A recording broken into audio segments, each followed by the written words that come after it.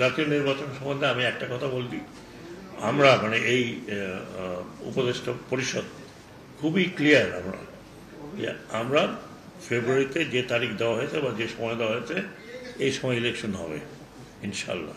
হ্যাঁ, ইলেকশন হবে হবে হবে এই জন্য যে আমাদের এই পলিটিক্যাল পার্টির একটা ডেমোক্রেটিক প্রসেস, একটা লিবারাল ডেমোক্রেসি, যেগুলোর জন্য আমরা আশা করেছি, যে জন্য এতগুলো প্রাণ গেছে। আশা করি যে যারা আসবেন তারা একটা লিবারাল ডেমোক্রেটিক জবাবদিহিতামূলক সরকার গঠন করবেন এবং অতীতের সরকারের মতো হয়তো ভবিষ্যতে এই ধরনের কোনো সরকার হবে না, চেক অ্যান্ড ব্যালেন্সের বিষয়টি দেখবেন। কিন্তু আমাদের তরফ থেকে আমরা অত্যন্ত পরিষ্কার যে ফেব্রুয়ারিতে ইলেকশন কমিশনের তত্ত্বাবধানে ইলেকশনটা হবে, এখানে আমাদের কিছু করণীয় থাকবে না।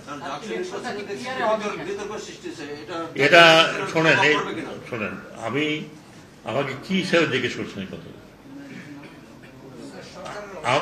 সরকারের অংশ হিসেবে জাকসুতে কি হচ্ছে এটা তো আমরা কমেন্ট করতে পারি না, এটা জাকসু বলবে।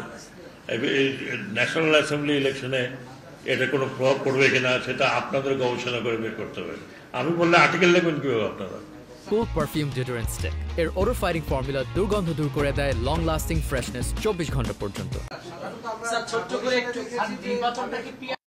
বরিশালের আইন শৃঙ্খলা রক্ষাকারী বাহিনীর যারা প্রধান এখানে কথা বলেছে, superintendent police commissioner, Barishal police commissioner এবং ডিআইজি রেঞ্জ এখানে ছিলেন, তারা আমার সাথে কথা বলেছেন। আমি এই বিষয়ে বরিশালের আইন শৃঙ্খলা সম্বন্ধে বলেছি, ওনারা বলছেন যে দে আর নিউট্রাল, দে আর ফার্ম, যে এখানে ওই ধরনের পরিস্থিতি হবে না যেগুলো আমরা ক্যাপিটালের দিকে, আমাদের রাজধানীর দিকে দেখছি। আইন শৃঙ্খলার কিছুটা তো অবনতি ডেফিনেটলি হতে আপনারা জানেন, বহুবিধ কারণ। একটা হচ্ছে যে যদি আমি বলি যে আগের মতো এরকম তো আমরা কিছু করলে ধরে নিয়ে যেতে পারি না, তো এই জন্য একটু হয়েছে।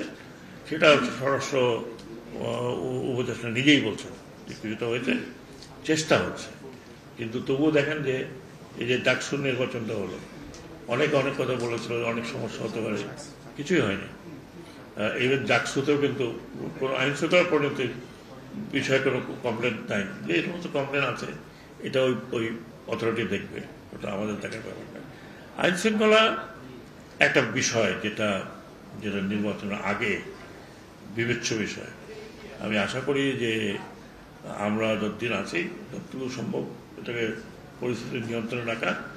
আর দ্বিতীয়ত হচ্ছে যে আপনার ইলেকশনের সময় পুরোটাই তো ইলেকশন কমিশন যেভাবে বলবে, সেনাবাহিনী থেকে শুরু করে যত বাহিনী আছে সবই ওনারা অ্যাপ্লাই করবে। আশা করি তারা একটা কন্ট্রোলে রাখতে পারবে।